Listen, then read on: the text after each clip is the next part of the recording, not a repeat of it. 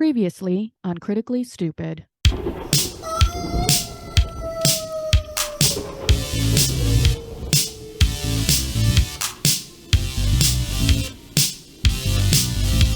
There's something in the dark. Fighters on your mark. A baddie wants to dance. This grouping has no chance. Body raised from the dead. So I had a dancing friend. We popped in like the best. While my friends fought off the rest. Humanoid back creatures, causing quite a stir. Julian shot a guiding bolt, and Mel counted on the door. You don't step to the ghost mafia when we have killer paws, lest you're ready to feel the beat. I realized I was trapped, but then my friends killed the bat. The thing I buzzed aside, if you hooked it you'd probably die. A man stepped out of the woods, said follow him we should. He took us to a camp where we learn more about the vamp. Madam Eva, cards a wolf, will tail a holy symbol, weapon devil, and Strahd's enemy. I kinda want those cards, I'm a little scared of Strahd. He is not my friend, maybe we'll change that in the end. What will happen next? Keep following this quest, I'm sure it will be fun. We'll get our taxes done, maybe. I just want you all to know that I brought girl dinner, which is mashed potatoes. Wait, I'm sorry. Big slay. You're consuming a bowl of mashed potatoes for dinner. And wine. Oh, thank God. It's the fruit. Are you Irish? What the hell? Yes. One of us. One of us.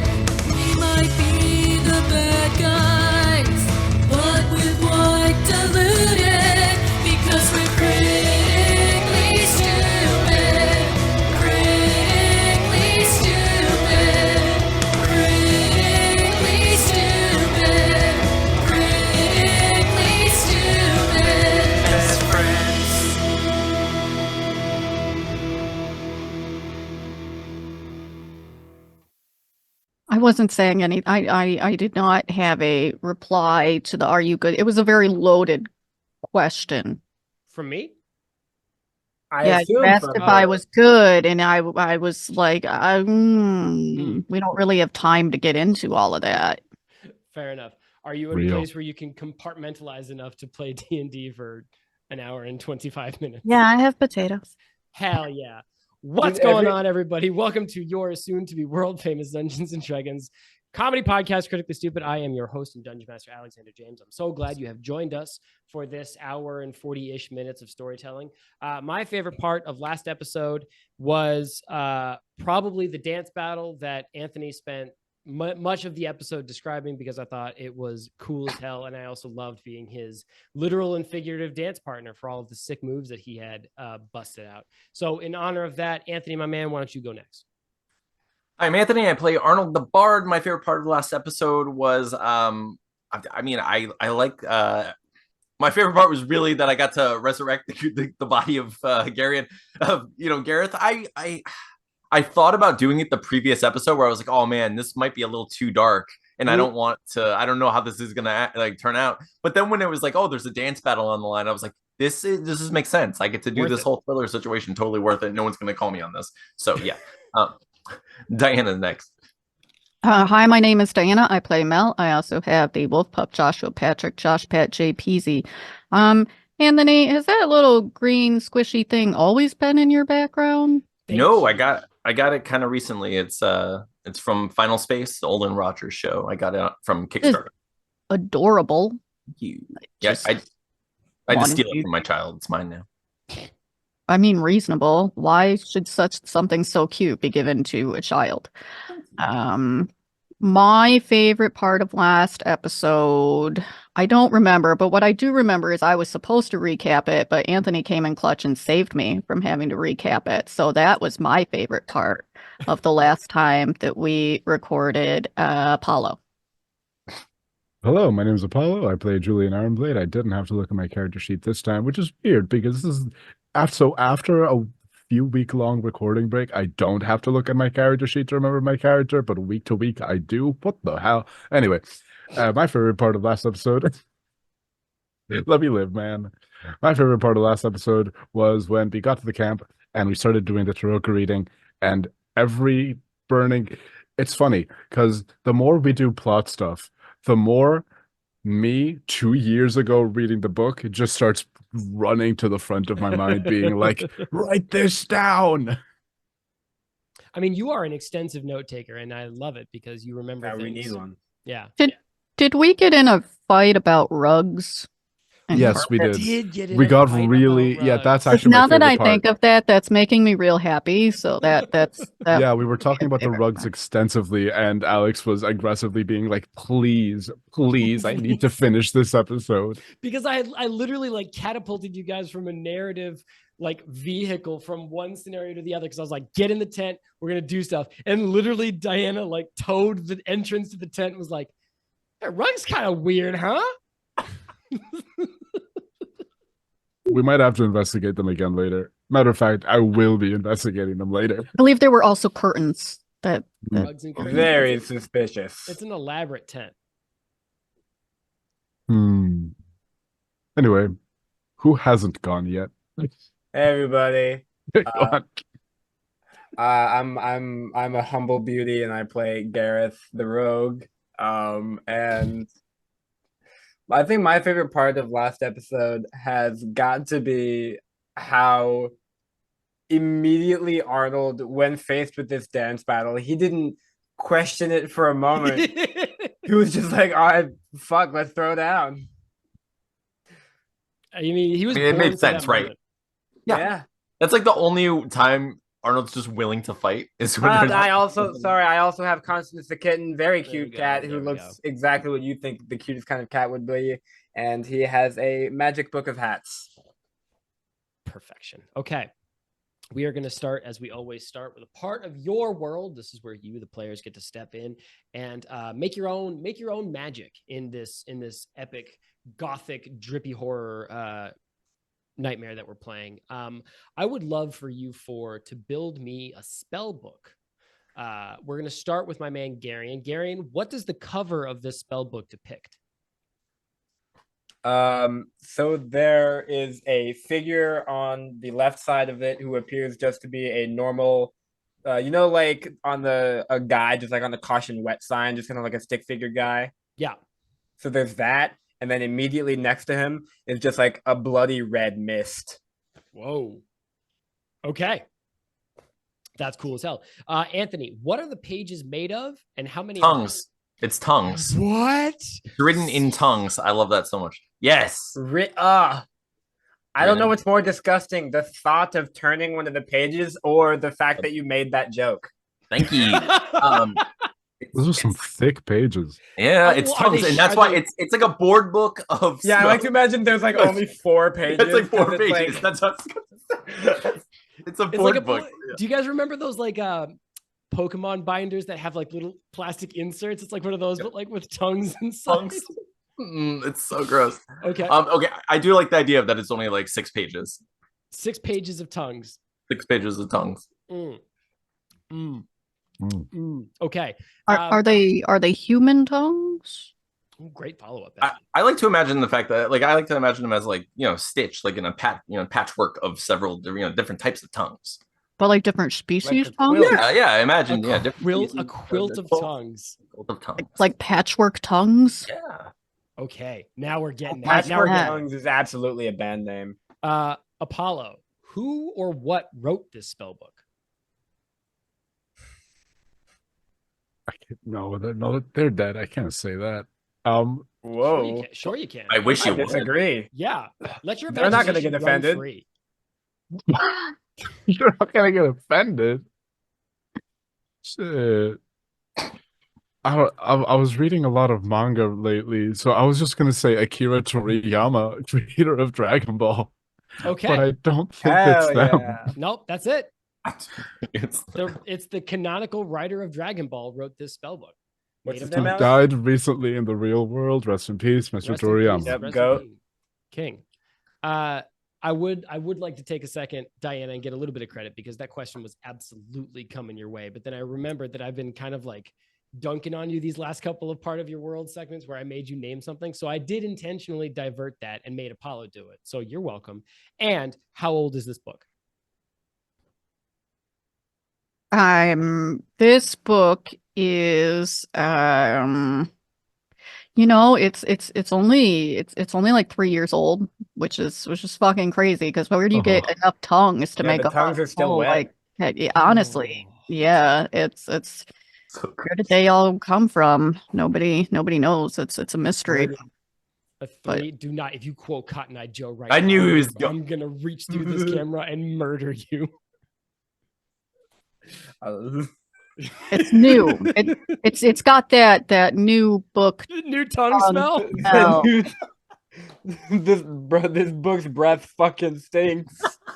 No, I think it doesn't because it's new. It's minty. It's minty. Yeah. Fresh.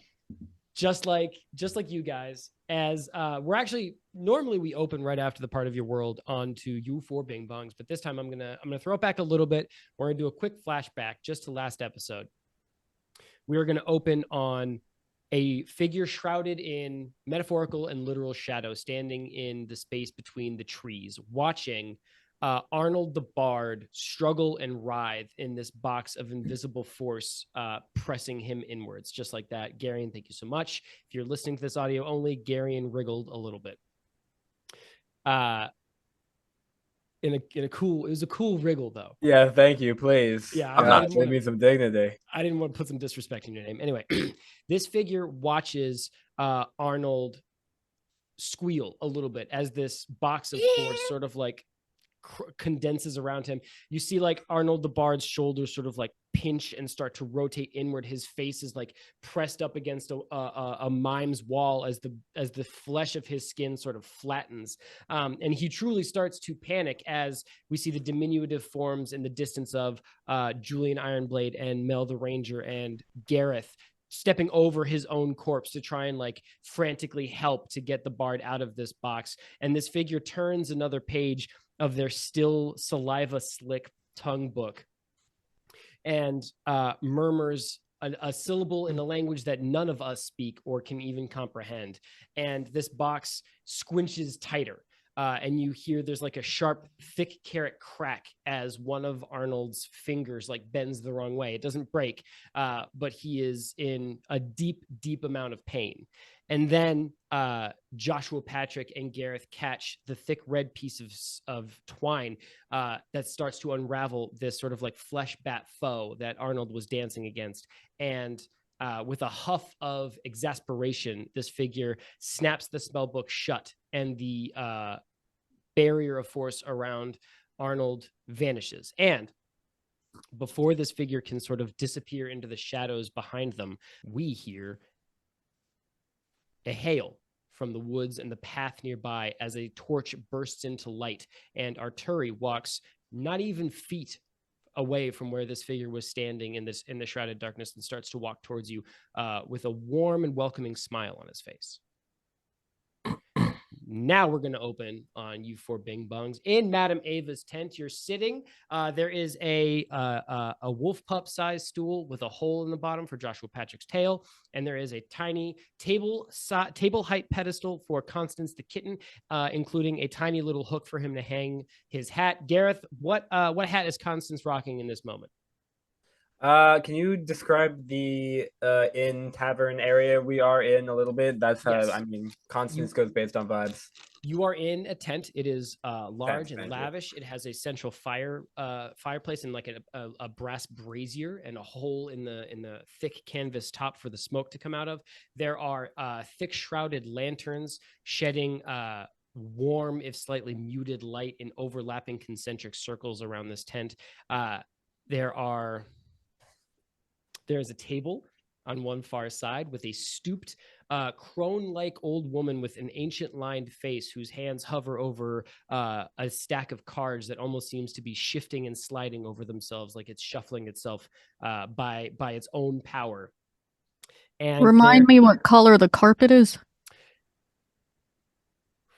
Or was it a rug? The rug / carpet scenario is richly Well, they're brocaded. different. So which one was it? It is a rug. Whatever the ground may be. It is a rug that is richly brocaded with an intricate paisley pattern that matches several drapes hanging inside this tent. The carpet matches the drapes, and this old lady says, "Would you like your tarokka reading? This is my voice that I remember." Yes, please. What is? I don't know what that is. I'll reach into your fortune, and I'm going to take it. I'm going to put it in my pocket. I'm going to look at it, and I'm going to give it back to you. Is this the Muppet episode? Because it's slipping into Miss Piggy. I've got to practice somehow. This is not the Muppet episode. The Muppet episode comes later. First of all, Right. to answer the earlier question, Constance is wearing that, like, you know, that, like, I don't really know what it's called. It's not a turban, but, like, you know, like fortune tellers where it has like that gem on the front and it has kind of like all their hair in it. That is what Constance is wearing. Beautiful. Okay, so this is Madame Ava. Madame Ava is clearly a person of importance in this Vistani encampment that you guys have been brought into. She has offered to give you a tarokka reading, which Apollo, as Julian Ironblade has explained to you, is a sort of like fortune telling of the Vistani people. She has offered to tell you about a couple of different categories, and her gnarled ancient fingers pose over two decks, one substantially taller than the other, and the cards in each stack are sort of shuffling themselves and writhing almost like little tiny worms. So you have a deck of cards that's gonna tell us how we're gonna die or something? I have Okay. a deck of cards. I have a deck of cards that's gonna tell everybody all the things or nothing. The fates are shrouded in mystery. Well, And I this have is- a deck of cards that will make me rich. They're marked. Oh, mister, I know your type. I think you're going to get on great with some of the bastards I've got hanging out outside of that tent. But first, the mists of fortune are not to be trifled with. And I, Madame Ava, am promised a reading by you for Bing Bongs. And I'm going to get it. I'm going to get my reading. Who promised you? Oh God! Ever since Apollo made that joke, I can't imagine her as a Muppet who's like freaking out, and her arms are like limply. I'm gonna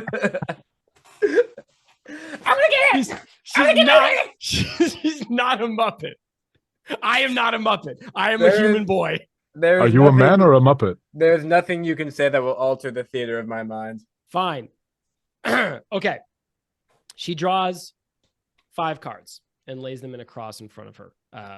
1 and then 4 on each of the cardinal points.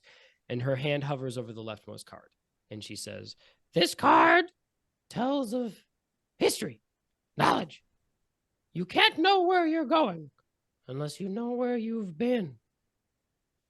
Now, above table, dear audience member, I have not seen these cards. I drew them. I've got them here on my table. So there might be some page flipping as I try to figure out what the fuck is happening in this game. So I beg your patience a little bit. So she flips the first card.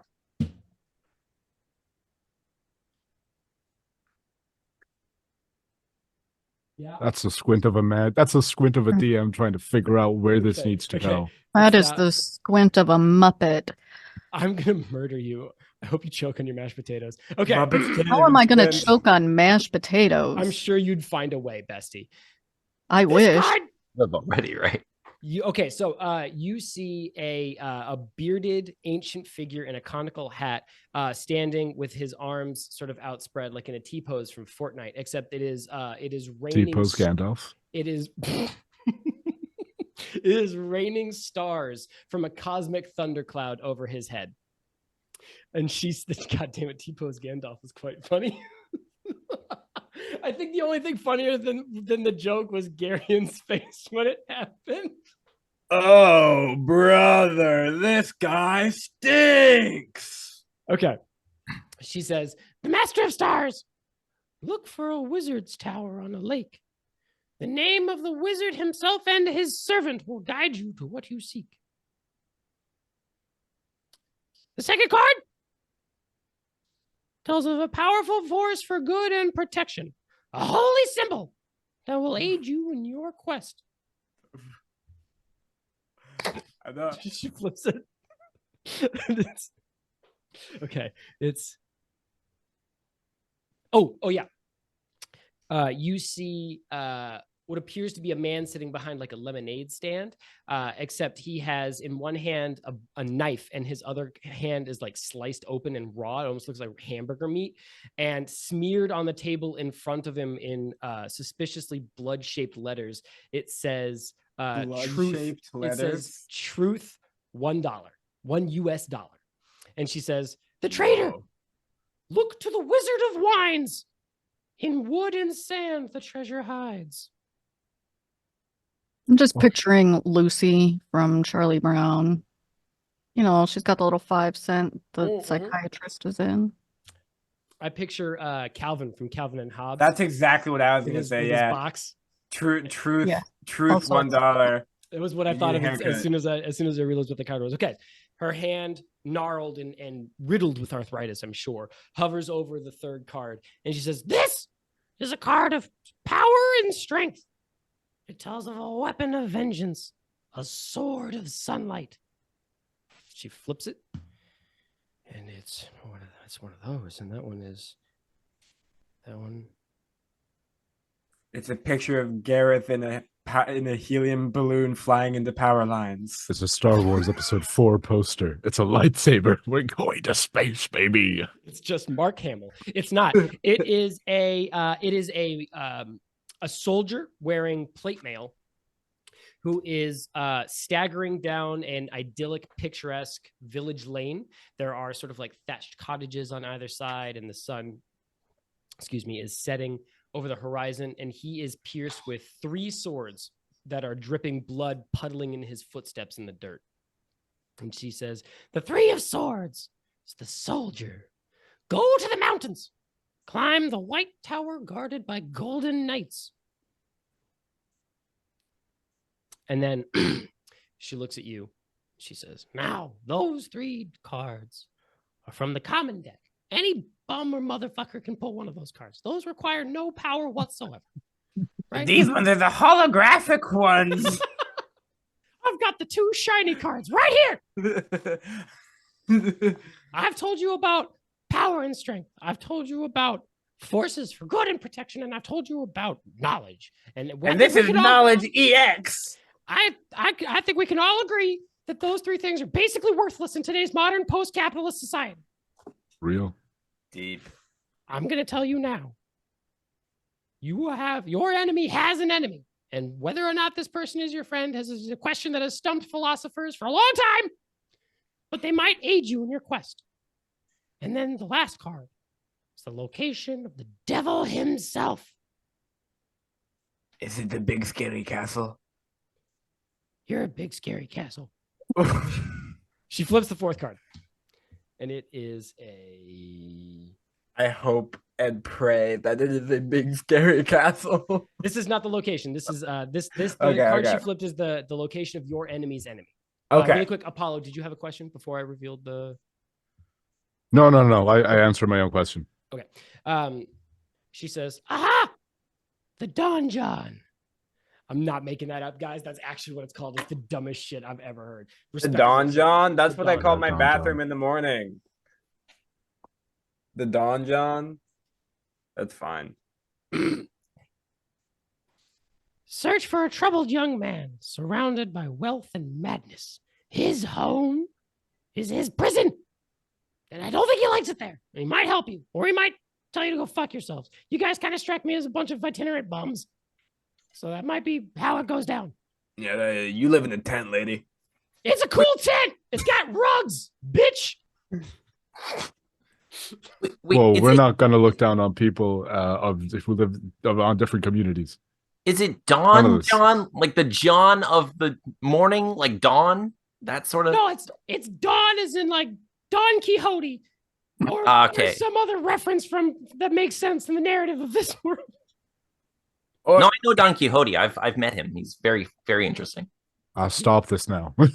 All right. And then her hand hovers over the last card that is yet to be flipped, the location of the devil himself. And give me perception checks across the table, please. I'm sorry, Diana, you're going to have to put down your bowl of mashed potatoes. I'm out of potatoes, and I'm really sad about it. Garion, what'd you get? I got a nat 20, 27. Huge. God, I'm Yep. so fucking cool at driving. I got a This is 16. solid. I got a 9. My character is taking notes. Anthony got a 9. Is this 16, Anthony? 16. Yeah. 16, 9. Bestie? I got an 8. My character is eating mashed potatoes. You guys look around and see Mel has pulled a bowl of mashed potatoes out of her cloak and is doing like a 1 spoon for her, 1 spoon for Josh Pack kind of thing. Well, Gareth is laser focused because he thinks that she's doing like a card trick. I actually really like that. I like to think that Gareth is like keenly watching not only her hands, but like the edge of the table for any like levers or pulleys or any sort of like trickery, chicanery. Not listening to a goddamn word she is saying. He is so focused, like looking up her sleeves and on any hidden shit on the table. Yeah, Gareth is full on Rain Manning this scenario. All right. You know what's crazy? I was listening, and yet somehow the only thing I can remember is T-pose Gandalf. So Honestly, really the only thing that of value that came out of the last 10 minutes. She flips over the final card, and it is okay. You see a field of mist, of thick, heavy fog rolling out over dewy green grass. And Gareth, with your 27 perception check, you notice before she flipped the card, her hand paused over it, almost like she was a little afraid of what was going to be on the other side. And then as soon as she pulls it and reveals it, the color drains out of her face. So that's probably good. Fog roils up and out of this card, spilling over the table like a bank of dry ice, suffocating the other 4 cards on the table, as well as the cup that Madame Ava was drinking out of, the bowl of half-empty mashed potatoes that Mel has been snacking out of, the bag of coins that lies half open in front of Madame Ava and starts dripping over the table in like thick, heavy tendrils. And you hear a deep-throated laughter start to resound out of the center of the table that is dissolved into fog as a horrible fanged face swallows the table and sort of like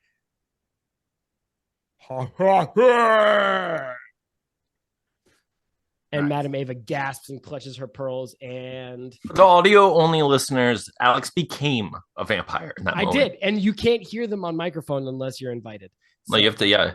Why you didn't hear me? You can't hear them on my. So why are we explaining it to the audio listeners? Dear video watchers, here's what the fuck just happened. Anyway, this bitch falls out of her chair, and all of the candles and lanterns snuff out in the tent and vanish, and you're left with only the sullen light of the banked coal bed in the brazier. And then Madame Ava sits up, looks around the room. Are you guys okay? Gareth looks at it. So was that good? Was that good? Yeah. No, yeah, that was good as hell, man. You want the card that's gonna rip my fucking table apart and ruin my tarokka reading? No, it's not good. That's okay. the miss. Okay. First of all, bitch, why are you getting mad at us? Whoa! You You come into my tent.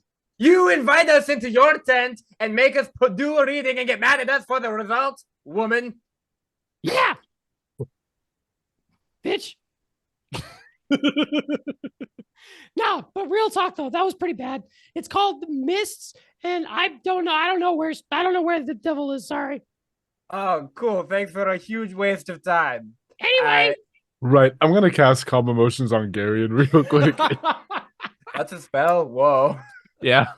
Big chill out. I think Gareth was like looking so hard for like a trick Wow. that he got mad that she was just like doing a normal reading. Is Like, that that's actually a bullshit. spell? Yeah, it is. Could you cast that on Diana real quick? Are I you mean, under I an think- effect causing you to be charmed or frightened right now? Constantly. Take your pick, Every Apollo. second of the day. It's Alright. casted. It was a little better when I still had mashed potatoes. Apollo, got am I- wine. is Gareth charmed or frightened?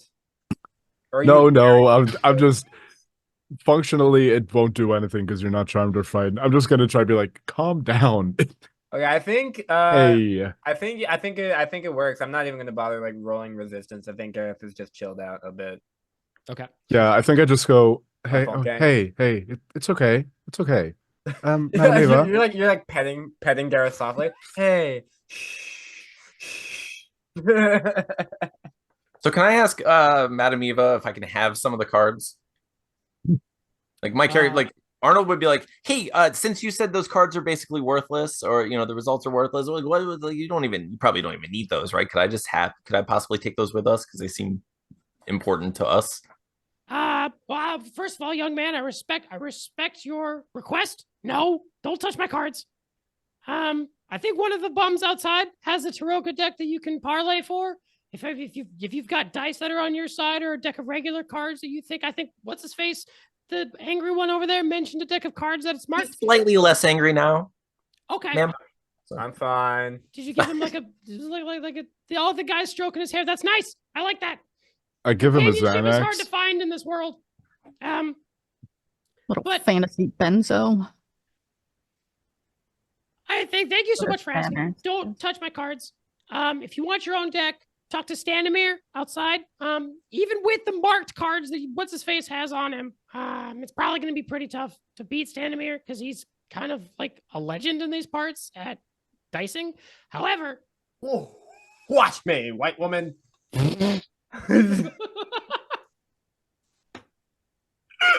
Hey, man, what did we say about that? Julian starts using two hands.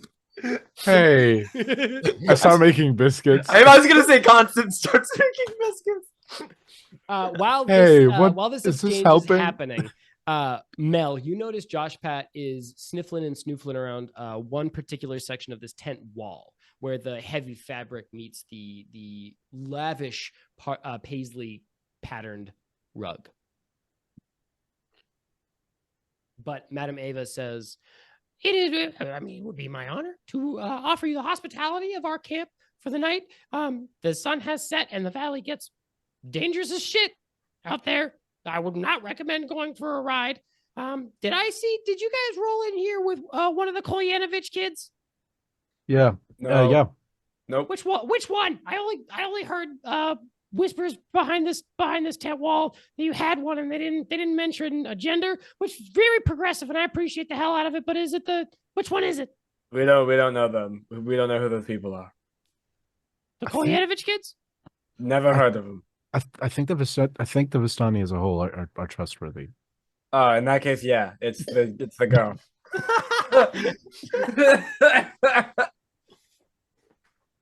My charisma is so bad, but that would. I mean, I think Gareth not just 20, trusts whatever, his but- accountant. I mean, if Gareth Not trusts this guy accountant. to handle our finances, I've worked with actual real world accountants for the past month. I don't know what they do. Perfect. I'm not an accountant in fantasy That either. is- the that right is man for the real- job. That's the real wizardry in the math magician role. Bestie, what are you doing about, if anything, about this Josh Pat scenario? He's snoofling pretty hard. Like he's starting to nose underneath the tent. So, I'm sorry. it's just a certain part of the Yeah, it's like one section of the tent that almost looks like it could roll up to be a doorway or a window on like a particularly drafty day, or if you wanted a cross breeze in this tent. The way the tent is constructed, it's got like straight falling sides, so you feel like there could be multiple entrances to this tent in like a group setting, not just the one entrance that you guys walked into. I mean, I guess I might meander over there. I assume that what's her fuck will notice me, but if it's something concerning or that she doesn't want me to know about, I assume she would say something. I'm She gonna doesn't try and do seem it real to- casual though, just like, I don't know. Gareth is all uppity about whatever, kind of hoping that that distracts her while I Okay. mosey on over, since I'm out of potatoes anyway. Like, I might as well. Give me a mosey check, and by that I mean stealth. Hold on, let me edit this PDF real quick. Stealth. I have a +9 in Mosey. Oh shit, that's a heckin' mosey skill. I have a +6 in mosey, which brings me to a 22. Okay. Madam Ava is currently wrapped up in snapping at Arnold to not touch her cards. So she doesn't notice you go over there. You see that Joshua Patrick is sniffling at one section of the tent. Now you can see that the tent wall sort of falls, but there is like a slim bar of light under each of these panels, ostensibly from the lights from the encampment outside that sort of shine through. And there are two shadows on either side of the other side of the tent where Joshua Patrick is sniffling, roughly shoulder length apart. Can I hear anything? Give me a perception or investigation check, whichever is higher for your particular canny ranger over there.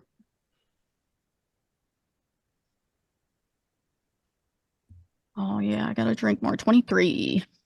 You hear very, very close, hushed breathing on the other side of this door. Just okay, breathing? Okay, Garion. Is that good? Is that immersive? No, this is not an ASMR practice class. Stop it. Yes.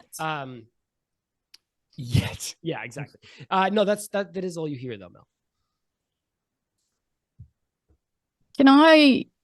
Is there a section where I could just,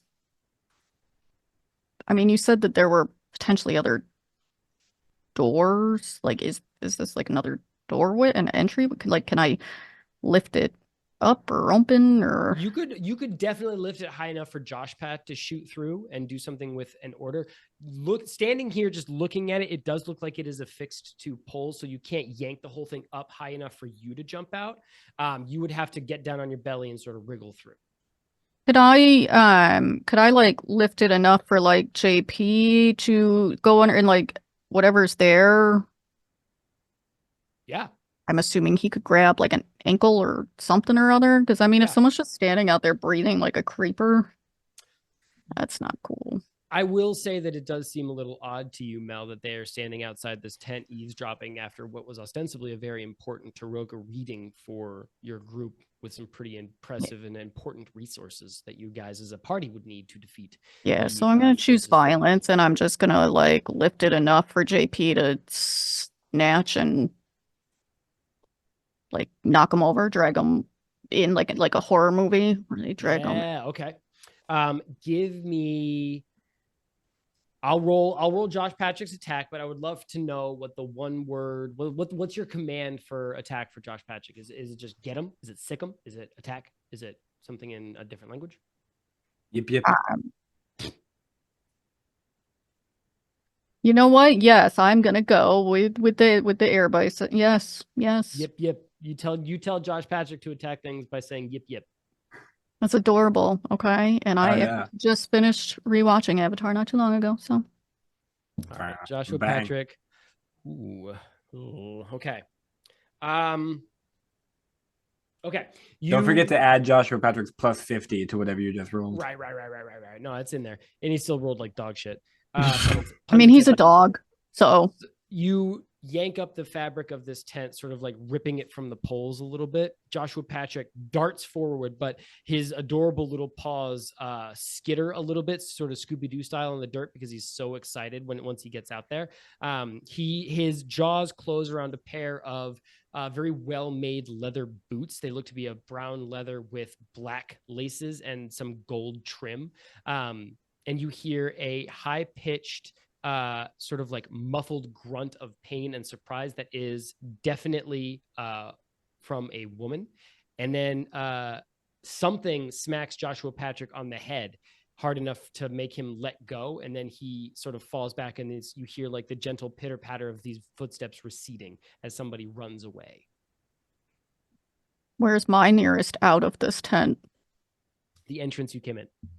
Oh, well, how big is this tent, Bestie? It's like 30, 40 feet big. Big ass tent. It is a big ass tent. It's big enough to have its own central fireplace and Is there rugs. is there a closer way out? There is a dagger on your belt. And this is it's a tent, so made shit. of fabric. That's true. Time to make a C-section in this bitch. A T section. Or actually, I guess it'd be a D section for door. D-section. That's what I call when I pull out. All right, let's just move on. Okay, would Arnold have seen? I mean, imagine Arnold would have seen. Like, okay, Arnold would have seen Mel go over there and like lift up the tent. Yeah, I think as soon as she directly. like pulled at the tent wall, like everybody, including Madame Ava, like noticed what she was doing. Okay, so hearing Josh Pat, and Scurry and such, I would cast clairvoyance on the other side of the tent, since we were just over there. I can do that. That way I'm going to use my visuals, and I'm going to see what's on the other side of the tent as that tent. Yeah. Okay. You see several figures sitting by their wagons. There is clearly the start of like a communal party or dinner happening, where everybody is gathered underneath the multi-panes of colored lanterns, dancing. There's a couple of people singing. It is tough to make out if anybody is actively running from your tent, because it's sort of like a big like group of people. Whoever ran clearly like either knew that you could cast the spell or was immediately trying to dodge suspicion. So they either ran through this group or around it or joined into it. But you don't see anybody that looks like immediately suspicious. Okay. Fair. And it's not fair of me to ask about their boots, because I don't know that as a character yet. You don't, but Melton. Wait, but can you see anybody who looks like they may be limping from a recent dog bite? Negative. There are many people limping, but tough to say what it's from. Yeah, that's fair. That's fair.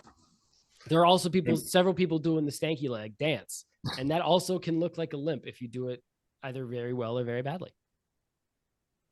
There is one person in our party who would definitely know who they bit. So that's.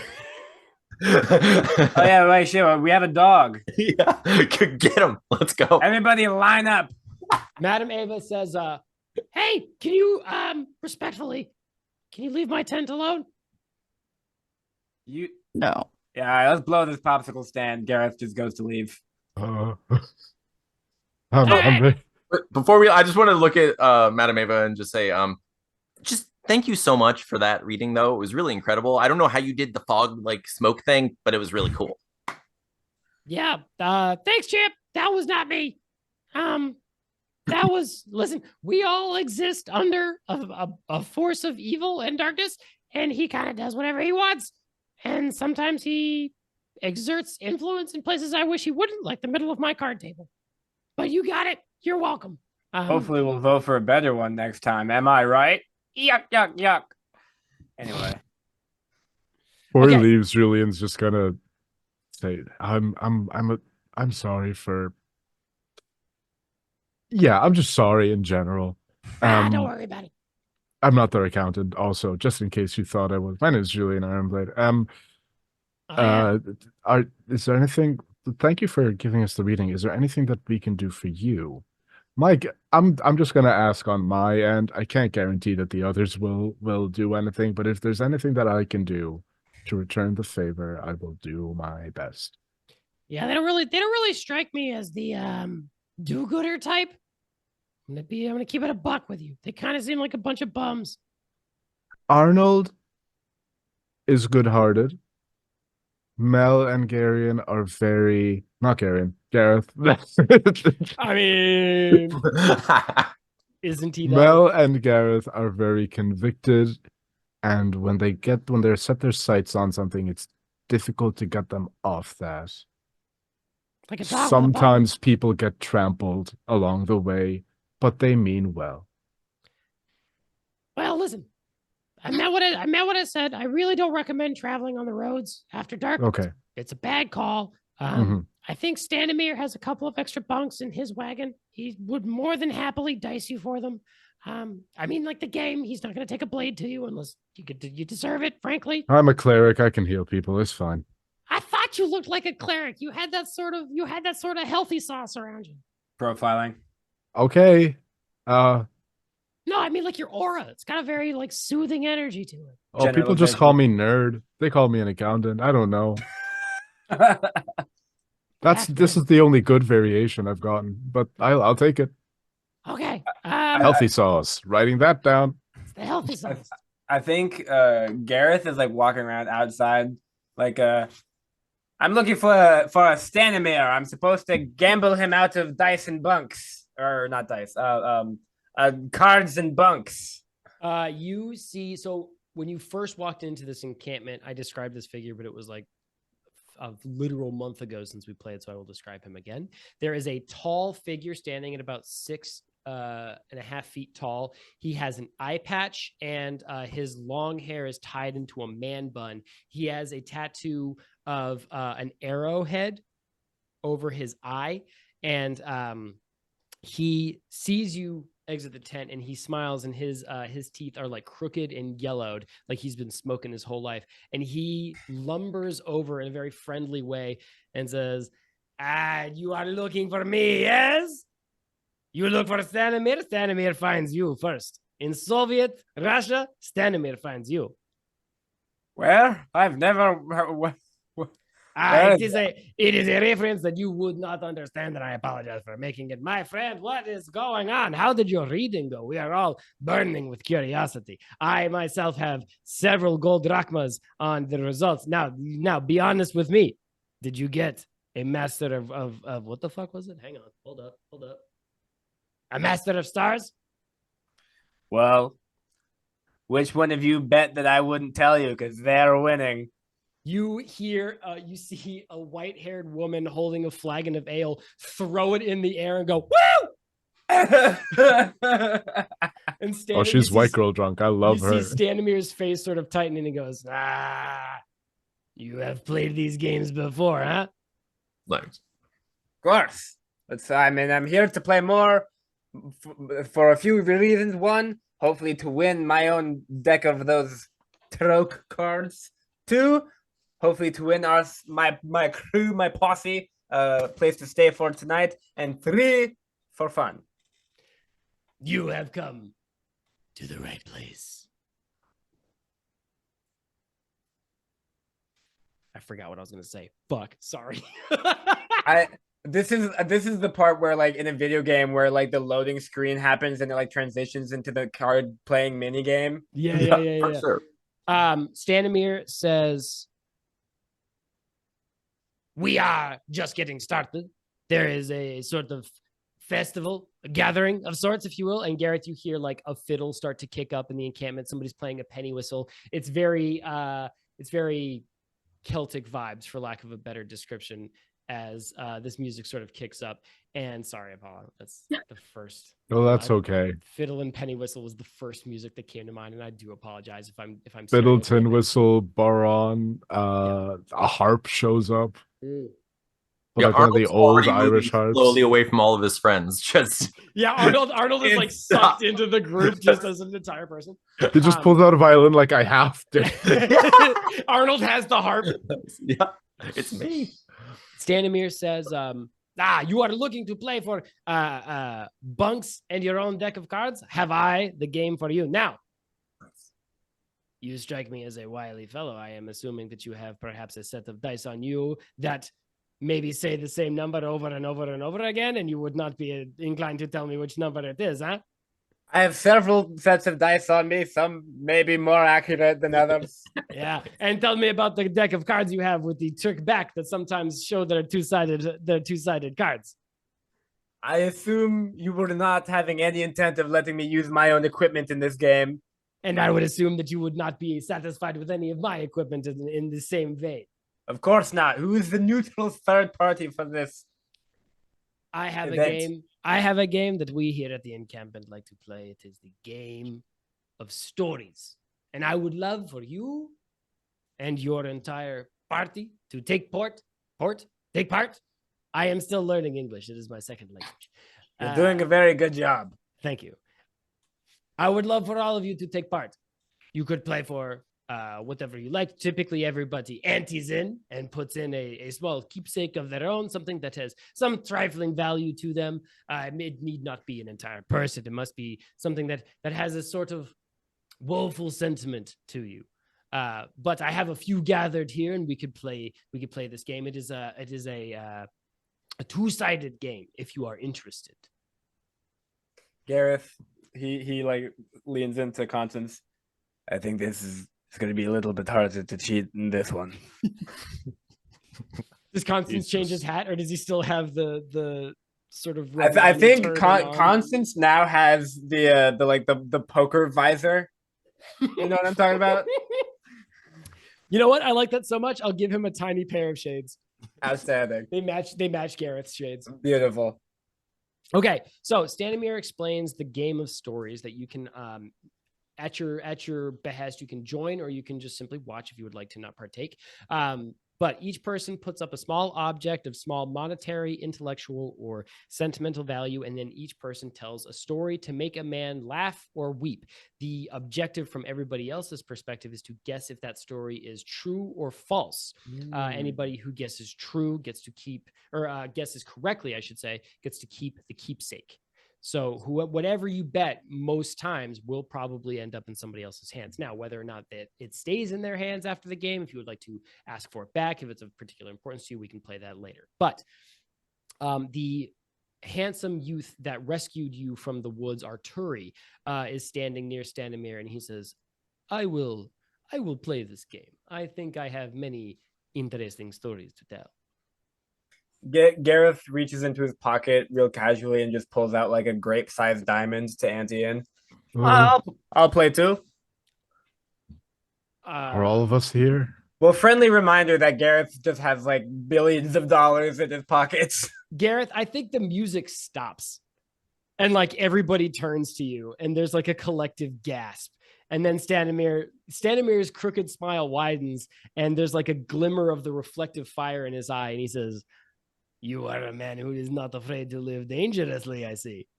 What else have you got in those pockets, young man?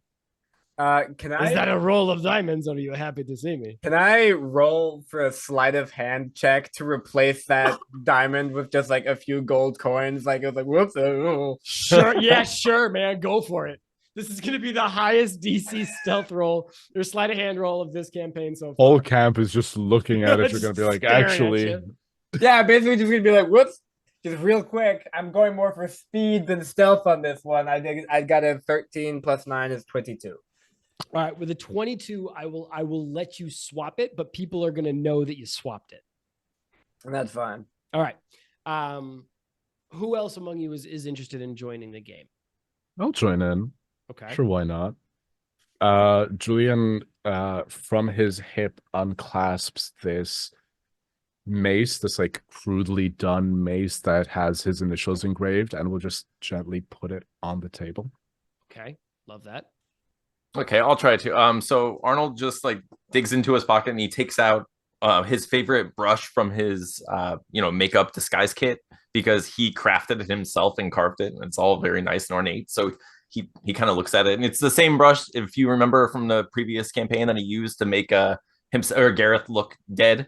Oh, callback. God, what an episode. What an episode. Guys, hey, dear listener, if you have not gone back into Waterdeep Dragon Heist, that's fine, but there is an episode where people pretend to break into a morgue, and it's goddamn delightful. It was so good. Okay, make a brush from Arnold the Bard. Yeah, so Arnold puts that brush down. Mel, what about you? No. Not playing. Yeah, that Looking at tracks, everybody's honestly. shoes. Okay. I think it feels like it would be very out of character for Mel to be like, yeah, I'll tell you a story about myself, camp No, with strangers. I have to agree. I think Mel is a That's very real. real person. Mel, I will tell you that Stanimir is wearing a pair of raggedy, sort of like half sneaker, half boots that have seen some substantial rain damage, and there is the toe of, or there are 3 of his toes poking out of the right shoe Cute. and wriggling a little bit. Ew. Okay. I mean, she's just gonna keep an eye on everything going on around, and again, looking at everyone around and their shoes as well, and keeping an eye on JP because he would presumably recognize by smell, sight, or whatever. So yeah. Okay. Arturi reaches into a pocket and offers a small book that is black leather bound and yellowed. And there is a gold script kind of scratched into the front with a very elaborate, very educated hand. Arnold, Gareth, and Julian, you are close enough to see that it starts with doctor. But he actually, I have no fucking idea what it starts with. that's actually a great point. Arnold and Julian, you see that it starts with Dr. Gareth. Whoever wrote this, probably pretty smart. They know how to write. They know how to write. What's the item again? Sorry. It is a small manuscript or a book, kind of in the fashion of a diary. Thank you. And then out of the crowd, Irina walks up. She's got her hair pinned back. Excuse me. And she's holding a wooden hair clip that's in the shape of a sunflower. And she says, "Oh, I would love to play this game. I've many a fascinating tale from my days as a wee lad or a wee person. Gender's not important here in Barovia." And Gareth, Everyone does snaps. a short queen, walks out of the crowd. She has pitch black hair in a loose pony, side pony even.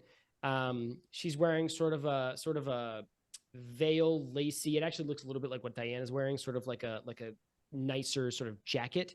And her lips are painted black, and she's painted like sort of like eyeshadowy like hollows around her eyes to give the My impression God, it's that a she, goth like, woman. Gonna has say slept. the goth queen. It's from she's- Apollo's For You page. Julian starts Hey, frothing at the mouth. She's got a pentagram on a leather necklace around her neck. Bark, bark, I bark. start genuinely tweaking. And she says, My family's here. I can't be doing this. "Hello, my name is Eliza. I would love to play this game with you. You specifically." She points at Gareth. Gareth does exact for our audio listeners. Gareth looks behind him like she was talking to somebody else, and then points at himself. That's right. That's right. You tall drink of water. I'll tell you what. If Stanimir doesn't have a bunk in his wagon, I've got one in mine. All right, that's coming on a little strong there, lady. She pulls out a collapsible brass like telescope, kind of like a spyglass, and puts it on the table. She says, "My dad made this before he ran out. He went out for a pack of cigarettes, never returned. Hate that dude." So funny of him to like be making this like telescope. Like, can't wait to give this to my daughter before I abandon her. Okay. Or he gave it to her and then Just was like, watch- on second thought, I don't really like her that much. I really like that. Okay. Before we jump into y'all's stories for the game of stories, we're going to take a quick bathroom break. You're going to hear our delightful sponsorship segment where we talk about the fantastic accessories from Vegas Arcana. And then we'll be back with more D&D. What's going on, everybody? Welcome to the ad segment. Guys, Why do you sound more depressed than me? Yeah, what is it? The sad segment? I'm Are you fucking- okay? First of all, No. sad segment is very funny, but I'm also just, guys, I'm busted up over here because I don't have any cool dice that were just like delivered to me. Like apparently I got to go out and buy dice or like find dice. Oh man, that sucks. It's awful. Like Sucks to suck. Like out in the world? No way. Hell. I'd rather die. Really what I'm in for is like, I'm just like, I want some place that like takes my money and just like fucking sends dice to me so that I don't have to think about it. So anyway, I'm just bummed as hell that I got to go out into like a store with actual humans that breathe air in my face and like look for shit. Well, do I have news for you? Whoa, Dice Wizard! That's right. It's me, the Dice Wizard. And with me and my magical dice wand, I'm going to give you the magical power of Libris Arcana. What's that? Libris Arcana, thank you. Libris Arcana is a wonderful magical website that I have here in my spell tome. And there's a catalog of billions of dice. There's resin, handmade resin, metal, and even things that are not dice, like book covers. And goddammit, if you take this special coupon code, stupid20 at checkout, you can get it for 20% off. Oh, thanks, Dice Wizard. Do I gotta talk to an actual person to get these dice? Slap you across the... No! You fucking idiot? Of course not. Why would you I just got assaulted by the Dice Wizard. Help, police! And you tell the police, I'll know. Anyway, of course not. That'd be terrible. You can just go to their website, LibrisArcana.com, and then buy it without talking to a person. You can even return them if you don't like them without talking to a single man. And Mr. Dice Wizard, is that your hunchbacked associate? Mr. Hunchbacked Associate, what's that discount code again for the website? Stupid20. Thank you, Igor. Anytime. Look, I got 3 sets in the mail this week. Libris Arcana, Stupid20. Say the catchline, Igor. What? Say the catchphrase. What's the catchphrase? Dice for life. Libris Arcana, Dice for life. Stay fuggles, everybody. Peace out. Smoke bomb.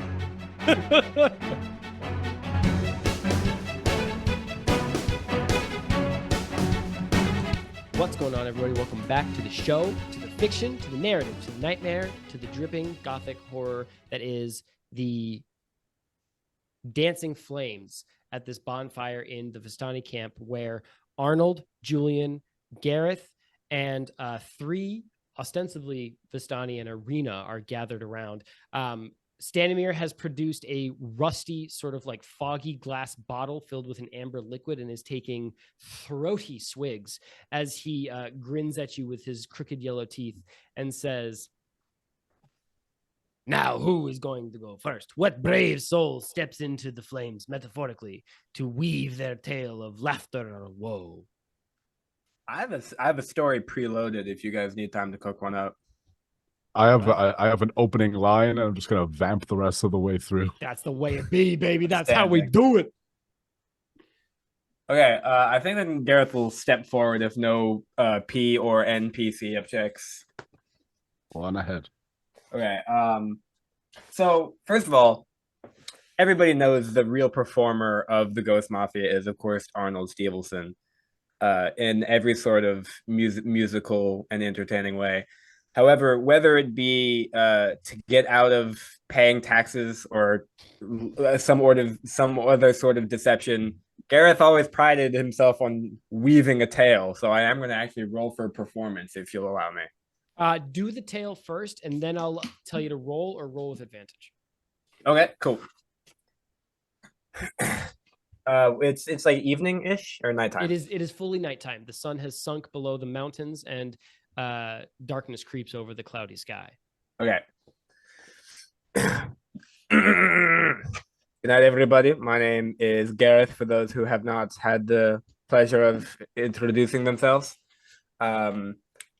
If you cannot tell by my attire, I did grow up in a wizarding village quite a ways away from here.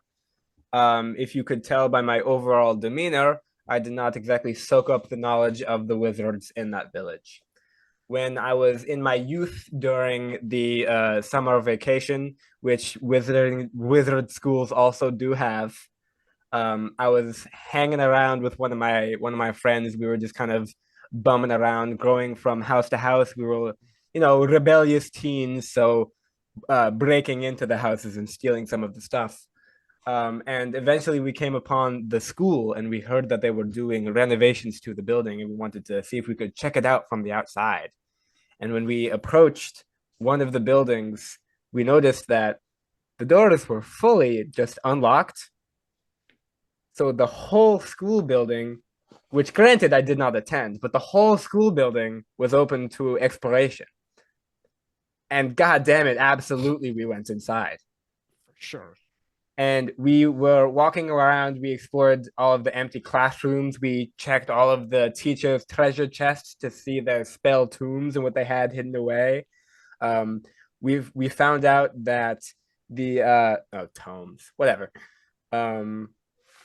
We found out the gym teacher's chest is actually a mimic. Shows how long it's been since he's opened that. But anyway, we were walking along and we heard a series of wheels like across the hallway coming at us. We assumed it was the worst, some sort of siege engine coming to capture the two children, breaking into the school. And we fled and we ran as fast as possible, as we possibly could, out into the night with nothing but a good story to tell. Okay. Roll performance. Also, a fun flavor. If you ignore all of the like fantasy stuff I added in, that is a real thing that me and my friend did in sophomore year of high school. You heard wheels? Yeah, there was the janitor like pushing a garbage can. Oh shit. That's Okay. what I Yeah. figured it was. Also, when you started telling your story and you mentioned like your friends chilling, I really thought you were going to launch into Fresh Prince from Bel-Air, and I'm a little Chilling out, Max, relaxing, all cool. Yeah. I got really good roll, 11. Okay. Stanimir says, there are too many details in this story to be false. I think this is a true story. And the goth woman says, yeah. I don't think that's made up. I think that's real. It would be such a boring way to start off if we just started lying immediately, right?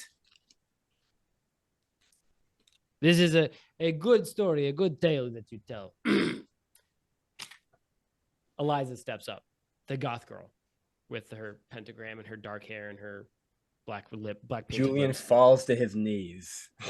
Julian is fine. Apollo, is she a muscle mommy? Because if yes, I'm about to start acting up on this call. She's small. She's like 5 foot, but she's Built like a brick shit house. she's small.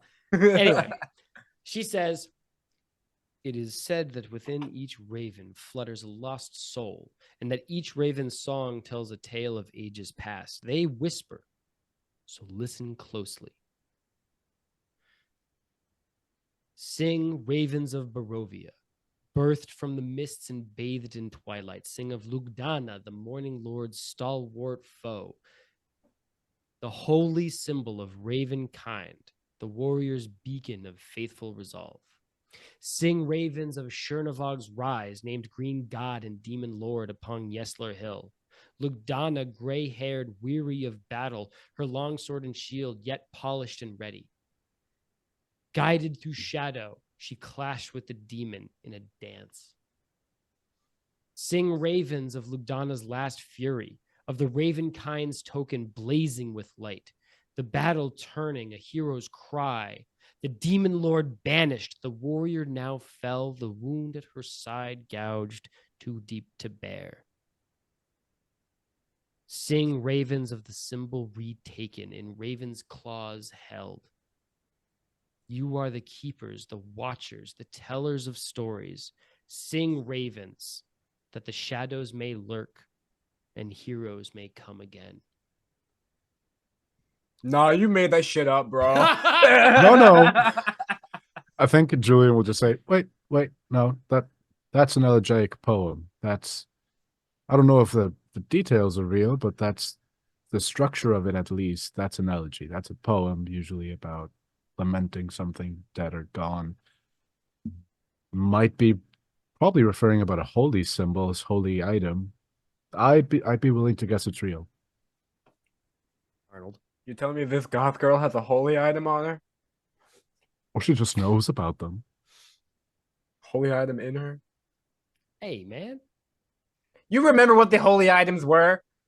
Arnold, get me out of this bit. Yeah. Okay. Yeah.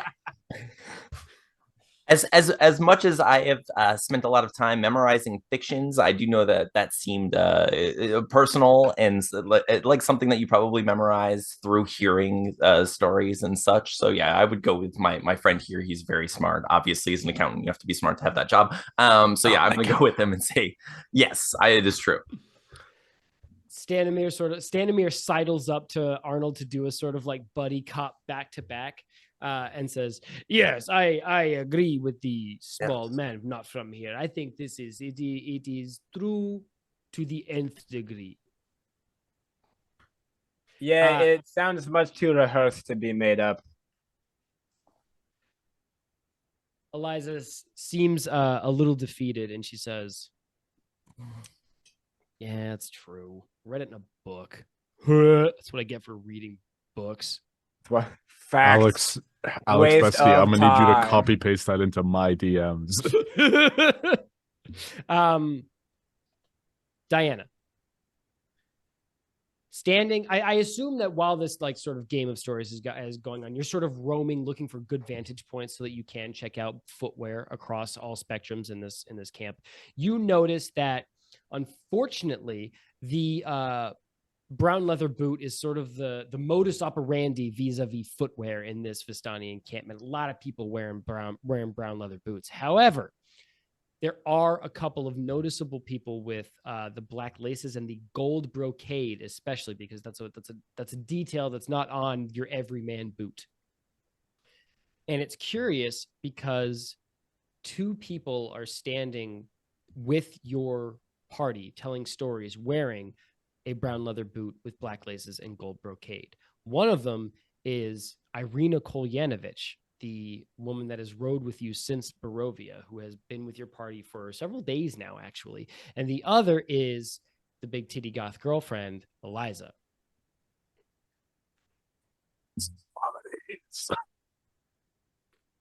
Would you like to do anything with this information?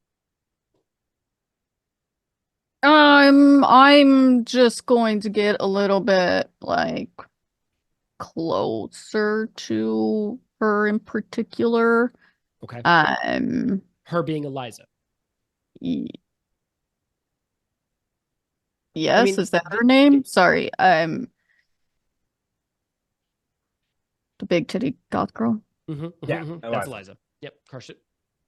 Yeah. So I'm just going to stand closer to her. Okay. And I'm not going to say anything yet. You know, they're still playing the game. So I'm just going to kind of make sure I'm close enough. I'm going to kind of wait for I suppose, the opportune moment to before I say anything or do anything, but I want to be close enough to her that if she tries to run. You got that shit on lock. Heard. Okay.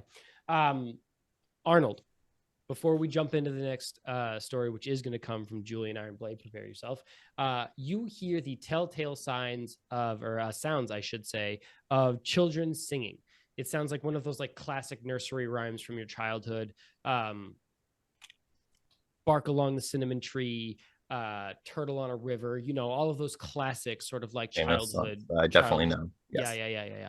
Around the rosy. Coming from like the other side of camp, sort of the darker side where everybody's Sounds gathered on the side. creepy. It does, yeah, a little bit. It's late right now. We're hearing like children whispering songs. And also we're in a valley known to be evil. No, widely known evil valley. Okay, Julian, First of all, Stanimir seizes the collapsible brass spyglass and tosses it to you and says, as the first person to guess through, this bauble belongs to you. And you do catch a little glint of loss in Eliza's face before you catch the telescope. But it is your turn to tell a story. I don't think I put it away. Just keep it in my hand. And as Ultimate Julian flex. start, Ultimate flex. Neener. Yeah, just waving it around. no. As Julian talks, he's not making eye contact with anyone. I think he's just staring at the mace that he put up himself. Okay. And he just says,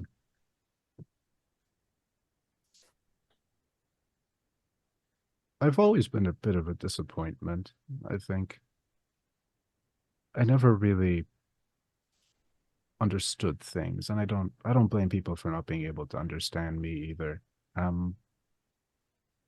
My parents, my whole family, dedicated their life to the forge, to the art of crafting weapons, armor, everything that anybody would need in a city with a prolific adventuring culture such as Waterdeep. But not me, not really. My dad, he was such a master forger. He made his first sword at the age of 3. My mother at the age of 5. I wasn't able to make this until I was, honestly, a couple of years ago, just when I just reached 20. Bit late, but by the time I was 3, I could read all the books in our home library.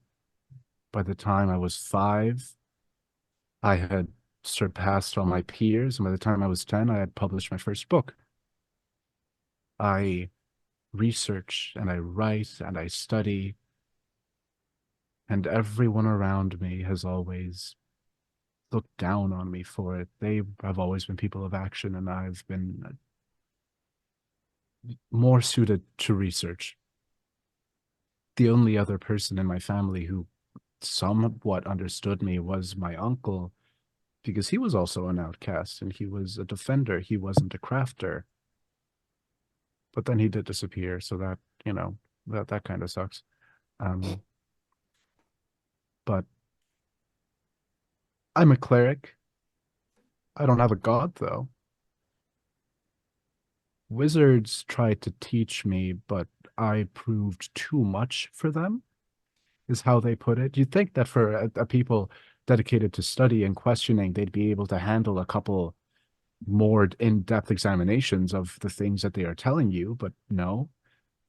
And no clerics want me in their circles because I don't have a god. But I have faith. I have faith that if I just keep studying, I'll be able to understand and make sense of a world that doesn't. And maybe along the way, I'll be able to help others. Yeah. Why am I more depressed? Stanimir. You probably made that shit up too, man. Stanimir pauses and goes, I hope that is false. No, you know what? I am a gambling man. That shit was true. Nobody trauma dumps fake shit like that. No way. I assume that we, as his companions, are not allowed to bet on this. Not at all. He is playing for your trinkets the same as you are for his. That is true, but I'm overcome with an overwhelming need to win in every sort of situation. But that is a personal dilemma. Julian turns to you, Garion, real quick, and just whispers, was I supposed to lie? I thought we were just telling stories. No one's really asked me about myself. I was just taking the chance. I just wanted to talk. Damn. I think Gareth just like looks at Julian and just like, do you need a hug? I don't know what my physical boundaries are. I don't really. This past week has been the most physical interaction I've had with people in years. It's cool, man. It's cool. Let's just listen. I'm spiraling, and I'm not an accountant. Arnold is bawling. Just can't. All right, Gareth and Arnold, what are your guesses for whether or not Julian's story rings true? Oh, I You could ju- just be lying. I just asked if I was allowed to bet, and he said no because we're together. So I assumed. No, I said yes, you can because you're playing for each other's baubles. You can. Oh! I gotcha. Well, Gareth knows exactly for sure what the answer is because Julian just whispered it to him, but he's gonna pretend like he isn't really sure. Well, I haven't known our accountant for that long. So you know what? He keeps mumbling something whenever I say that, and I still don't know what it is. But it was probably true. Okay. Arnold. So yeah, Arnold's still crying. He's like, I can't believe that happened. You've been so sad all your life. He just like obviously believe it. Like, yeah, Okay. this is true. 100% true. Eliza narrows her heavily eyelinered eyes at Julian and goes, nah, I don't think so. I don't think you're really that sad. That's fine. I've published multiple books. I'm happy. I should start saying that to people. That Diana comes to the recording and I don't buy it today. You giggled. Sad people don't do that. And people don't laugh, Bestie. It's true. Okay. Julian, would you like to reveal whether your story was true or false? Everybody has made their guess. Julian looks up and says, I think I wasn't here for the part when it was the rules were stated. I thought we were just sharing stories about ourselves. This is bullshit. I should have. Oh. Well, fine. So you can be that sad. That's what I'm hearing. I'm okay. Sure you are, big guy. Okay, it is Stanimir. He just sits down. On the dirt. He's like, am I sad? Wordlessly, Stanimir hands you the bottle that he's been taking throaty swigs out of. Nice. Stanimir, it's vile, by the way, Julian. It is basically Everclear mixed. Just Worcestershire sauce. It's just. I'm gonna roll a quick Constitution save. Yeah, do it. I think I'm good. That's like a 16. Who like? All right, it sucks. You It make a sucks face. real bad, but you hold your shit together. And actually, I'm a dwarf. I have good con. I'm just like, oh. You see, Another. you see Stanimir's lips like tighten in a small nod of approval. But Stanimir steps up. Wait, hold on. Was Stanimir the one who gave him the bottle? Because Stanimir bet that was true. Yeah, Stanimir gave him the bottle as in like a Because he's sad. because he's sad. Oh, okay. I got Because that. we Have like a to drink and do drugs when we're sad. Goddamn right. You goddamn right. Okay. It makes you feel better, and you should try it at home. Dear listener, welcome to Critically Stupid. Drugs. Drugs. All right. Christian friendly. Christian friendly, family centered podcast. Not a single one of our former cast members has resorted to. All right, it's Stanimir's turn. Stanimir fills his mouth with wine. Stanimir fills his mouth Might with be the wine. only one sadder than me, honestly. Stanimir fills his mouth with wine and spits into the fire. The fires turn from orange to green. They dance and sway, and a dark shape appears in the bonfire's core. We come from an ancient land whose name is long forgotten, a land of kings. Our enemy forced us from our homes, and now we wander the lost roads on motorcycles. Sometimes we turn into werewolves. We are the Lost Boys. Just kidding. I added that for flair. He keeps going. No, that's gotta stay in. The dark shape in the fire takes the form of a man being knocked from his horse, a spear piercing his side. Stanimir says, one night, a wounded soldier staggered into our camp and collapsed. We nursed his terrible injury and quenched his thirst with wine and also vodka. He survived. When we asked him who he was, he wouldn't say. All he wanted was to return home, but we were deep in the land of his enemies. We took him as one of our own and followed him towards his homeland. His enemies hunted him, multiple of them. There were at least 12. I killed 4. I am very brave. They said he was a prince. This is before we killed them. But we did not give him up, not even when their assassins fell on us like wolves. Scary wolves. The shapes in the fire pitch and turn into four-legged demons, sharp of tooth and claw with big shaggy hides. This man of royal blood fought to protect us, and we protected him. We bore him safely to his home, and he thanked us. He said, I owe you my life. Stay as long as you wish. He did not say it like this. He had sort of a bass, grumbly voice. I owe you my life, or something along those lines.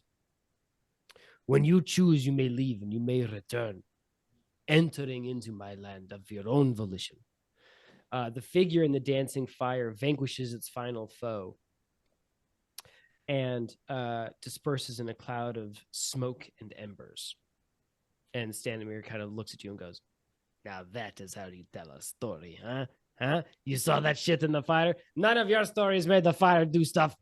Can I actually had a suspicion before you said that, so I just want to say that real quick, because I want to roll insight, but I was wondering if rolling insight to confirm a specific suspicion rather than just in general. Yeah, no, I love that. Please. I think because Gareth thinks that this story is made up, and he's using the fire as theatrics to convince us. Okay. How are you trying to see through the ruse with this insight specifically? First of all, that sentence at the end feels like a big hint when he literally went, you see that shit in the fire, huh? Fair. But I don't know if that was just you being funny as a DM because this is a comedy show. So you admit I'm funny publicly. You said it out loud, you stupid motherfucker.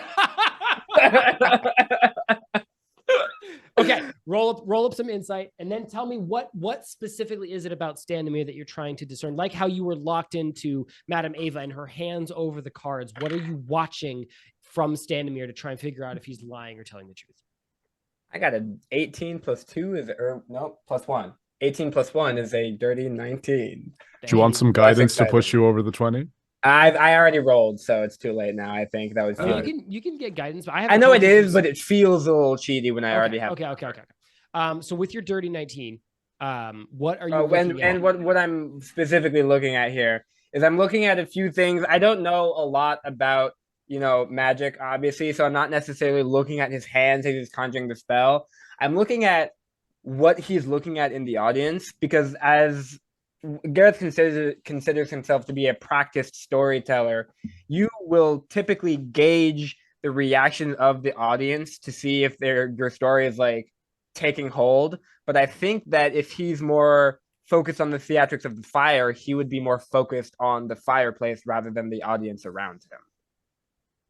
Okay, so you're seeing if he's focused on the fire or the people. Yeah. All right. With your 19, he is fully focused on the fire while he is telling this story. Okay, so I think Gareth is going to step first and say, I admit your light show was very impressive, almost as impressive as your ability to weave a tale out of thin air. I don't think that's happened, sir. Okay. Arnold? So Arnold leans forward and he goes, I know for a fact that you're lying because I'm very familiar with the story of Lost Boys, and there are no werewolves in it. It's about vampires. Oh! Okay. Julian.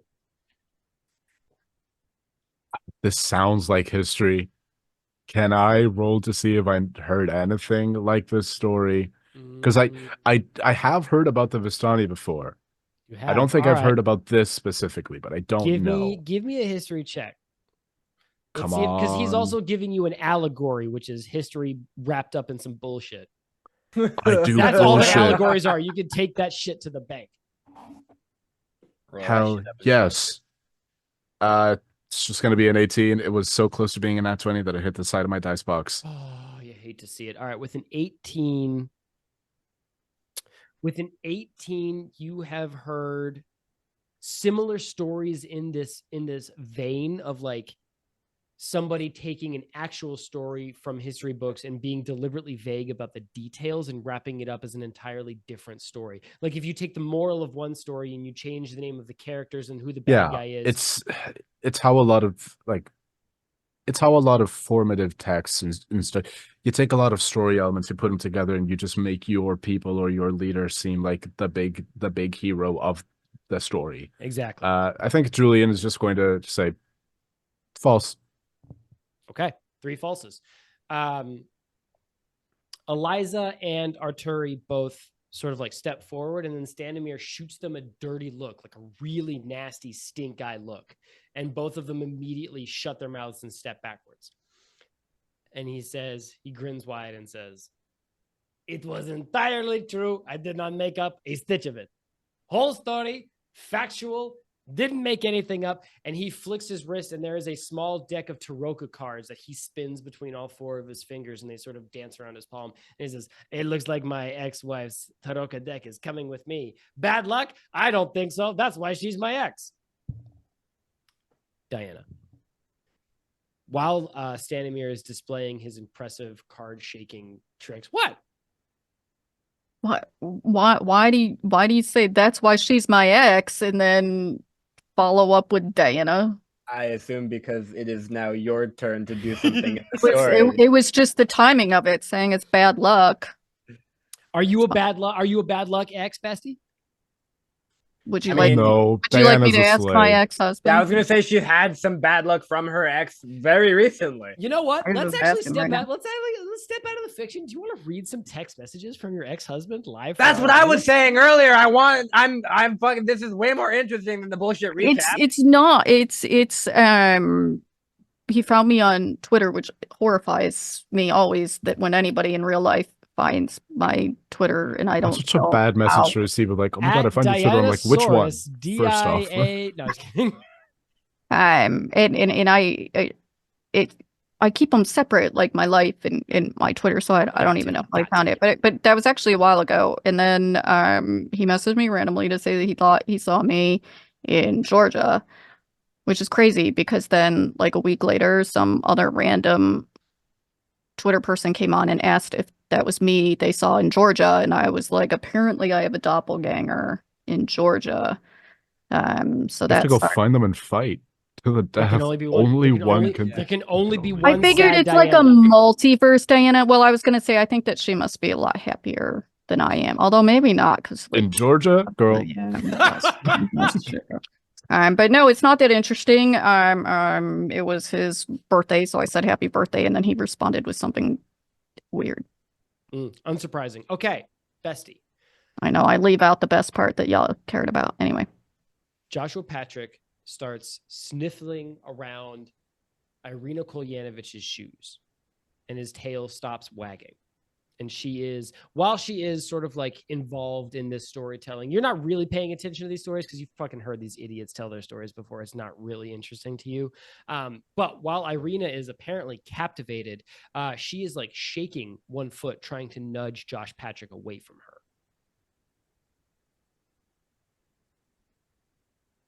her. Oh, never mind.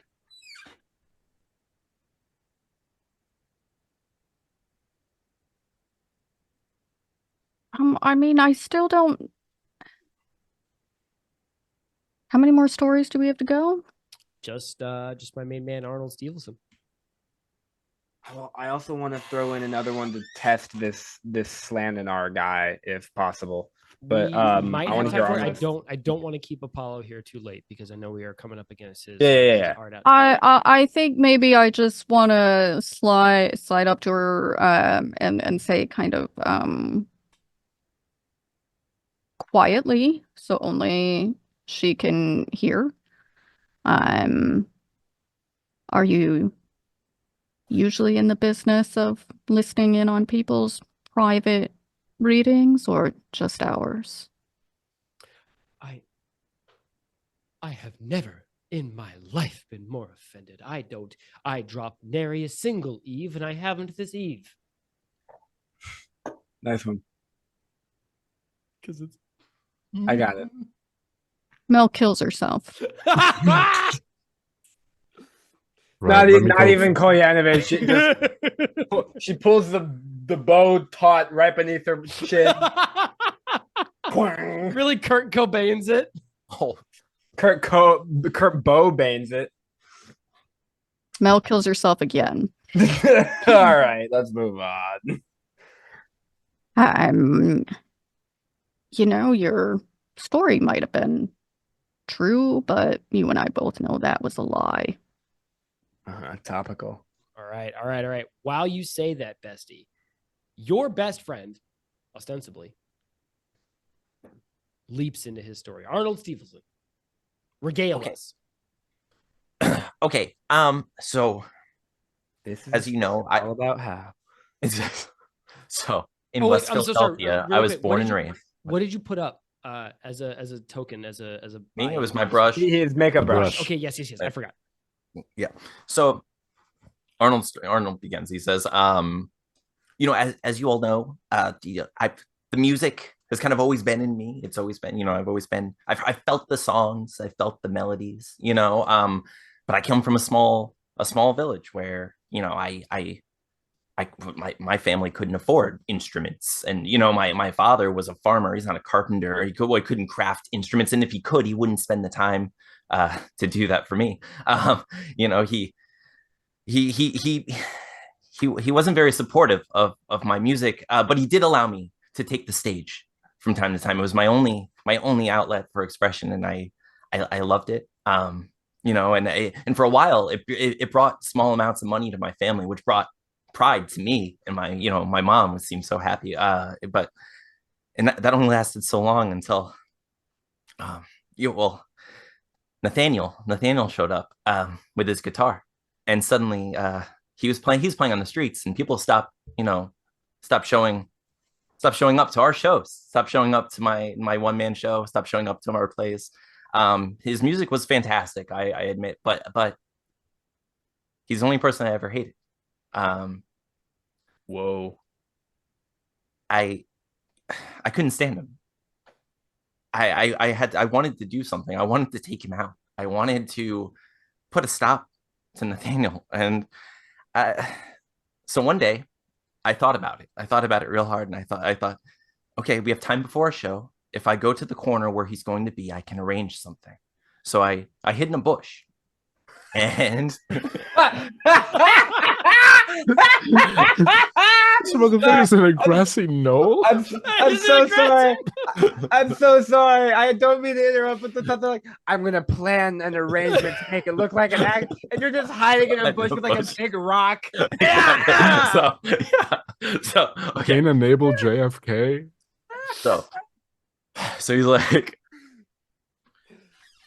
so I hid in a bush, and while I was there, I heard a sound. It was a growl from behind me. I was so focused on the corner and staring at the spot where Nathaniel was going to be that I didn't see the beast approaching behind me. And this large wolf just dove on top of me, lunged at me, put its paws on my shoulders, and began to tear at me. Thankfully, something hit it from the side, smacking it off of me. It was Nathaniel with his guitar. Nathaniel knocked the wolf off of me, saving my life. But the beast jumped onto him, and the two of them fought. He was able to stop the wolf, but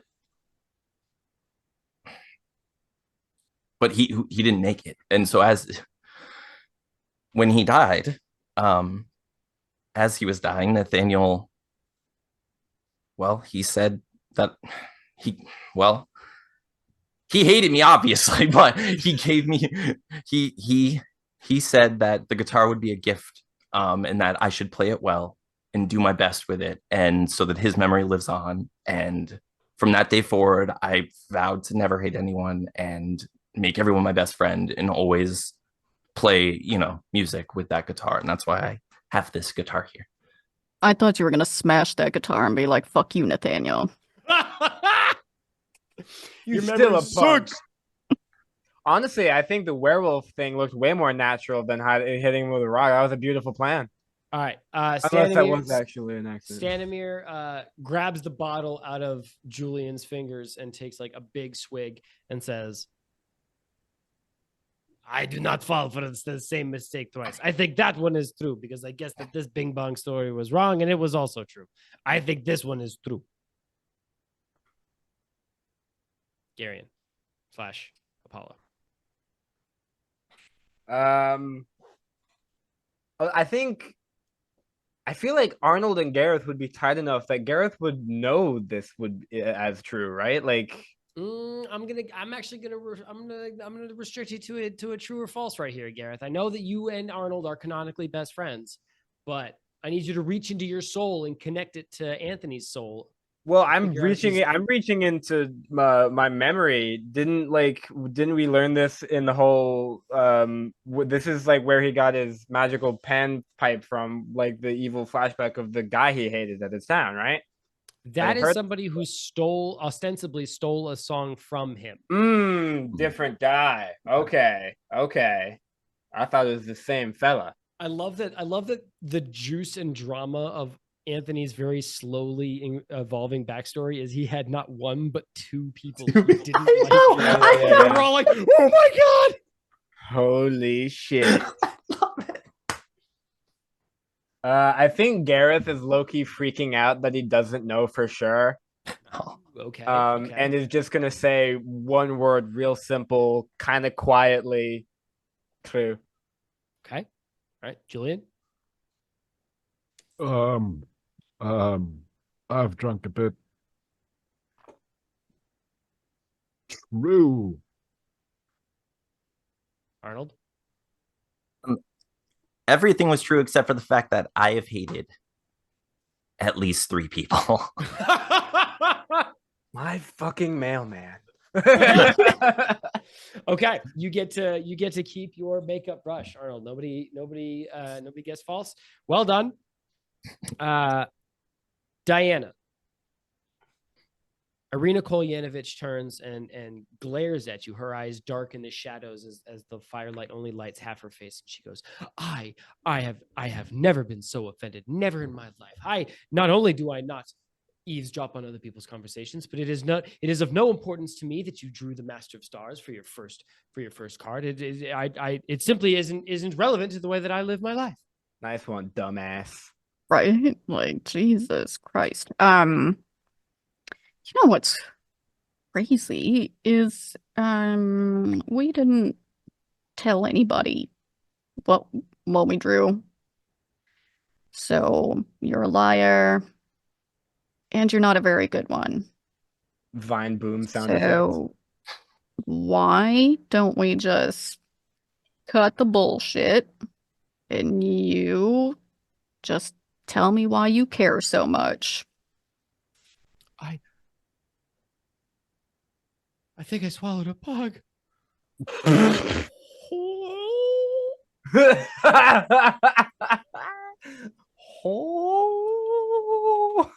never been taught to clear my own throat. Wow! Where's this going? Oh no! Anyway. Okay. No. Our tear. No. Let him finish. Let him cook? Okay. No, he's got a point. Her face grows red and she clears her throat again. And then she says, R2D2? she says, I only wanted to make sure that you were safe and that you were the people I thought you were, and that were people that Madame Ava trusted. That is, I had pure intentions at heart, I swear, on my father's freshly dug grave. Cool mode, Dianna, still murder. Dianna, nice. Dianna, give me an insight check, please. Why do I feel like your father's still alive?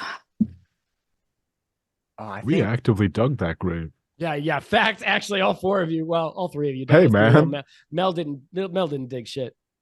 Don't swear on the grave that I dug. I got sweat equity in that dirt. I'm gonna be honest. I think I'm kind of cooking with this idea. I'm not gonna. I used a spell slot on that shit. I feel like I have people confused. Whoa. This is the guy who got possessed by the Miami club bouncer when we revived him. Oh, it is not. Is it not? Is that not No, this is the Irina dead dad? Kolyana. Eric? No, not Eric. First one. When we needed to talk to this guy, the dead Oh, guy on the ground. this was the guy that was Yeah. possessed by Eric, Thank not you. the Yeah, Miami okay. Club I bouncer. thought that was what's her fuck's fault. I thought it was the big titty goth girl that was. No, that is Eliza. Eliza is different. She's So new.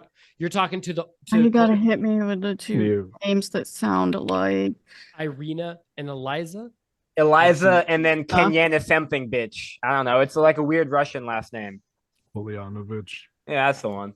All right, you are Polyana talking bitch. to the redhead who had the sword who shattered the stained glass window in Barovia, the one who her brother is Ismark. You shot him in the ass. You had that whole moment with Eric and their dead father in the Yeah, no, I remembered that, but I thought it was the other one that was eavesdropping because there were two people with the shoes, and there was They each had the same type of shoe. You're listen, don't doubt yourself. Don't gaslight yourself. You're on the right track. You just had the wrong name. That's all. You are currently talking to Irina Kolyanovich, who has admitted that she was standing outside the tent. because she's dumb as shit. Correct. Dumb as a bag of rocks. What was I rolling again? Insight. 19. Okay. This bitch is lying from the tips of her Fucking toenails duh. to the roots of her hair. And she says, it impugns my honor that you would even suggest that one of the Kolyanoviches would lead you astray. We are an upright and honorable family. None of us have done anything wrong, especially me. All right, fair enough then. Glad that's solved. We've already established that you are a terrible liar, and I don't appreciate that after everything that we've done. Granted, I didn't want to, but my party members here have done a fair amount, and you've been lying to us, and maybe I won't be so inclined to I don't know, protect you from Strahd next time he comes around. Okay. While that's happening, Arnold, Julian, Gareth, Arturi, the young man who rescued you ostensibly from the winged bat creature dance battle, steps up, and he taps the black leather bound book cover on the table emphatically with one finger, like really thunks it. And while he does this, like a swell of dark wind rising over the edge of camp, you all hear these small children singing this song. It's got the cadence to Ring Around the Rosie, but it is actually the lyrics to something else. One bunny, two bunny over the old oak tree. That famous child. Oh yeah, the famous. Obviously, what he just said. It's written by Dr. Poos, and it's haunting in its weirdly gleeful, somber tone, as it's like na na na na na na na. You've all heard "Ring Around the Rosie." You get the drift. But Arturi steps up, taps the book, looks at each of you in turn, Mel, yourself included, and then says very simply, "I am a werewolf." And then that is I buy that. Going to end the episode right there. No, fuck, I had such a good idea. God damn it. Fine. What's going on, everybody? Welcome to the new end of our episode, which is our merch moment for the day. We want to talk to you about all the cool stuff that we have in our store. And today it is Diana's great delight to tell you about our first ever themed piece of merch from one of our very esteemed artists that is working with our guest collab operation. Her name is Haley, and she has designed a badass baseball tee that Diana is going to tell you all about. Ignore the cut that's coming right now. it looks like. Oh yeah, it's super cool. As per usual, I came ill prepared. I will try to remember to wear it next time. It just sums up my life being ill prepared. It is fantastic. It's the first design by one of our guest artists, and you should definitely check it out. It's got a super badass. The front of it is it's like a bat, right? It is a bat. It's bat. Like a bat. It is badass. Yeah, I didn't love that. And I didn't love that. I leaned into it, but now that I've said it out loud, I don't love that. You know what I do love though is the shirt. The shirt is actually super cool. And it's again, I wish I would have had it because I would have just I mean I do have it. I would have just showed it to you guys, but it's got a super cool bat with a big old like sword. And then the back of it has got critically yes, Garion, thank you. And then the back of it has critically stupid. So you can advertise your favorite D&D real play show while you're out and about in the world, and again have a super cool shirt. Badass shirt, I guess. I've said it. I'm leaning into it now. It's fine. I will try to remember to wear it next time. It is badass. You can find that shirt at etsy.com/shop/critically shop. And I will say, for those of you who have jobs in the public sphere or who might have some sort of aversion to swear words, it is the only piece of merch in our merch store that does not feature a swear word on it. So get it while it's hot. Yes, we're gonna add some to it. We're just gonna start writing them on there. If you buy it, we will handwrite "fuck tits balls" on it, and then you will have to wear it around. Hey, thank you for watching. Bye. Bye.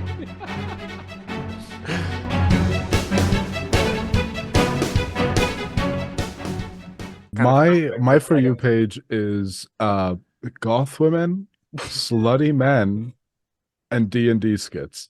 Hey, how I do like get the on- how do I implication get of the on slutty that men algorithm? means that the goth women are like doing like work. They're like this, By slutty men, I mean the body type that's like like a bodybuilder on a bulk, like a power lifter. Okay, Johnny Stanton. You know who I'm talking about? Fuck. Okay. Well, I know the Next body topic, next type you're topic. talking about, but I don't know what Yeah. you're talking about. big arm, soft tummy. That's a slut. Okay. That's also the episode title. Big arms, soft tummy. What's going on, everybody? Welcome to Parentheses, that's a slut. That's a slut. If you look like that, DM me.